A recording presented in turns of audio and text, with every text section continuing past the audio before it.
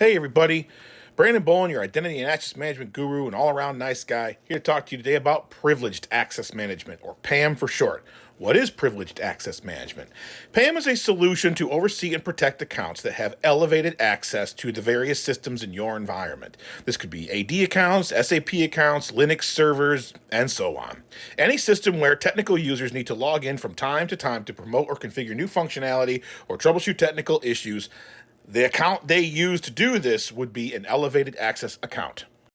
Now, there's a few players in the field for PAM solutions. CyberArk, BeyondTrust, and Saviynt come to mind, but there's a few others out there. Why do you need PAM?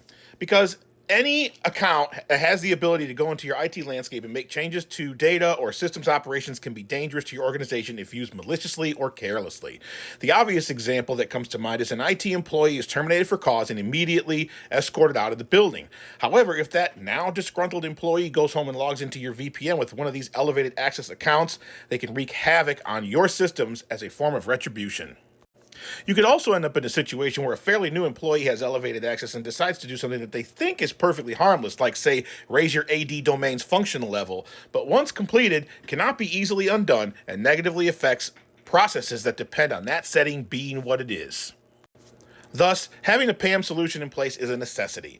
A PAM platform, when introduced in your environment, can discover privileged accounts, catalog them, and streamline the process of allowing these accounts to be used only when approved and for an approved purpose. Once all approvals are in place, the account is checked out to a given IT resource, the work is completed, and the account is checked back in. Once checked back in, the privileged account is disabled and the password is reset, so it's secure until the next time it's needed. All the while, the person who allowed the account to be checked out, the person checking it out, the date and time it was checked out, and the date and time it was checked back in are all tracked for audit purposes. If something happened inappropriate in that time frame, you now know who it is you need to go to for an explanation.